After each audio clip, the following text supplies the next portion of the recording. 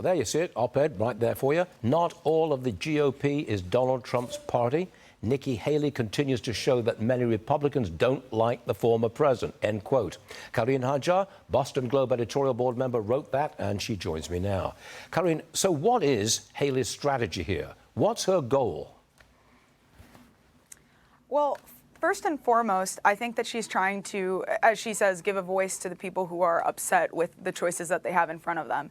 And in that way, she's just as critical of Donald Trump as she is of Joe Biden. And you can certainly see that in the folks coming out to her rallies, the people I met at the polls.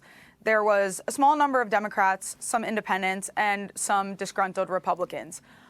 But I think more practically, her staying in this race is pragmatic for the very reason that nobody really knows what's going to happen in the next couple of months. We have two older presidents, a lot of court cases going on, and I think she's just staying in as a plan B. More practically, I think, looking forward, she's thinking of her long-term political career. That's not a very positive reason to stay in, is it? Just in case two older guys don't make it to the finish line. I mean, that's not a very positive thing, is it?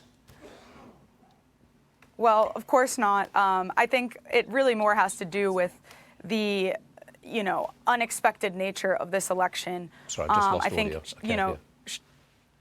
I'm terribly sorry.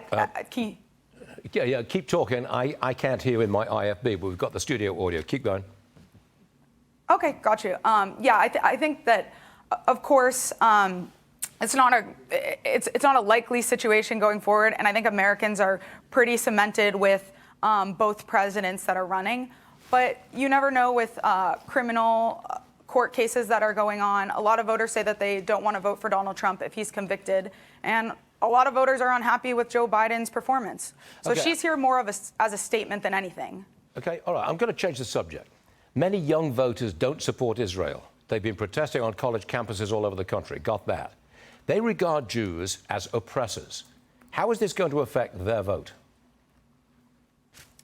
Well, I think Michigan was a good example of that. You had 100,000 uncommitted votes. Certainly, young voters are upset with the former president for what's going on in Gaza. And I think that will hurt him in that way. But Democrats have stronger turnout than Republicans. So, young voters, at the end of the day, through gritted teeth, I expect will still turn out for Joe Biden if Donald Trump is on the ballot. But we'll have to see. If they don't turn out for Joe Biden, he loses, right? Right. And I think something that's really important for the president to think about is the fact that the most progressive people in his party are these young voters, and they're the people who do the get out to vote rallying. They're the ones who are knocking on doors. They're the ones advocating on college campuses. So that's a really crucial vote for the president.